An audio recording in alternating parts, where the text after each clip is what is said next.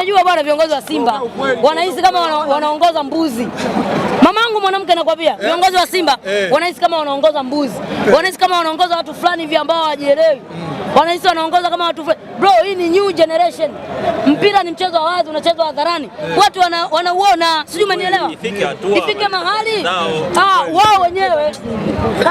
Mbona kama unanichobea mwanangu? Unanichobea bwana, unanibambia. Rudi nyuma kidogo. Umenisogelea sana ndugu yangu. Nani agani na mimi? Usinichobee. Sasa hizi mic shika chini kaka. Shika chini kidogo au hapo. Unataka nipaliwe? Hapo wanatosha. Kwa hiyo mimi cha kuambia ni kwamba wanachokifanya viongozi wa Simba ni wanatwanga maji kwenye kinu. Alafu ukweli una kawaida ya kujificha. Ila ukitoka unakuwa ni kitu hatari sana. Wanachokifanya wao ni sawa sawa unaenda kujificha kwenye matuta ya matembele. Yaani unahisi watu hawakuoni. Kitu ambacho ni uongo. Ifikie mahali wao ndio wajitathmini. Sasa utafukuza makocha wangapi? Sahihi. Tukipiga mahesabu utafukuza makocha. Bwana hao hawatoki kwenye vyao vyao. Bro, miongoni mwa sifa ya kiongozi bora pia ni kwenye kujiuzuru. Sisi tulishaongea sana, wengine mpaka tukaambiwa hakuna kuja uwanjani, tukapewa mipaka ya uwanjani, lakini hatutaacha kuongea kwa sababu sisi kama mashabiki ni haki yetu kuongea na ni haki yetu kuhoji na kujibiwa. Alafu nendeni mkamwambie Murtaza Mangungu aache kutoa majibu marahisi kwenye mambo magumu. Subiri niweke hii sawa. Murtaza Mangungu mwenyekiti wa Simba Sports ambaye anamiliki 51% kwenye klabu ya Simba akiwa kama mwenyekiti, nendeni mkamwambie hivi aache kutoa majibu marahisi kwenye mambo magumu, alafu asione kama anaongoza mbuzi.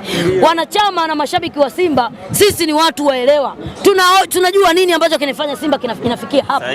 Ifike mahali waache kujificha kwenye vivuli vya makocha. Mtafukuza makocha, hata aje Mourinho kaka. Kama viongozi wa Simba hawajakaa wakamaliza tofauti zao ndani, my brother, hatuwezi kutoboa. Si ndio? Ndani ya Simba nadharia ya nguvu moja haipo. Simba ndani ya viongozi kuna matabaka. Na ubaya ni kwamba we bro acha kuongea pumba.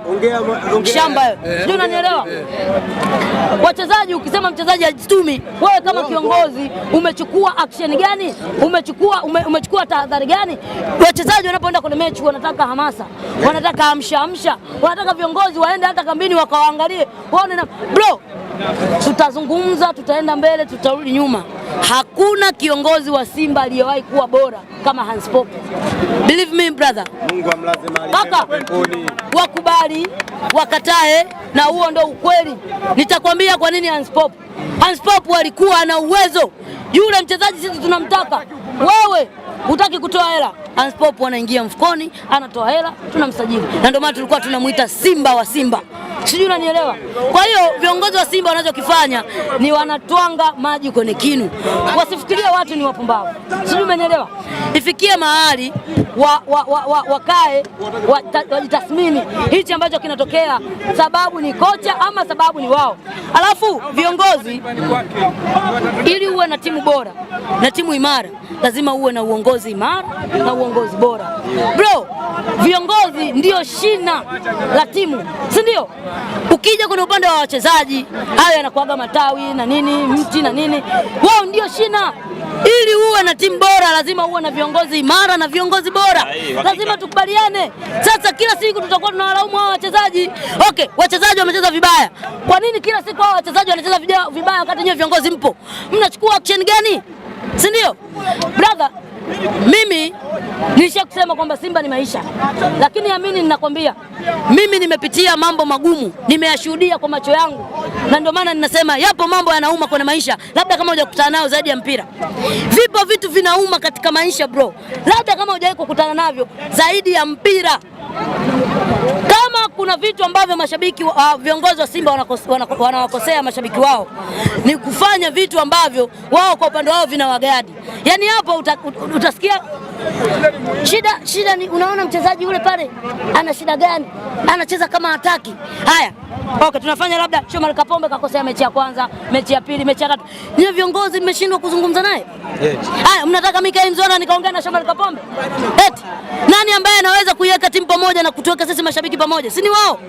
Haya yanayotokea, wao ndio wanatakiwa wajitathmini. Wao ndio wanatakiwa wakae chini wajiulize. La sivyo bro, hii Simba hii itakuwa ni punching bag.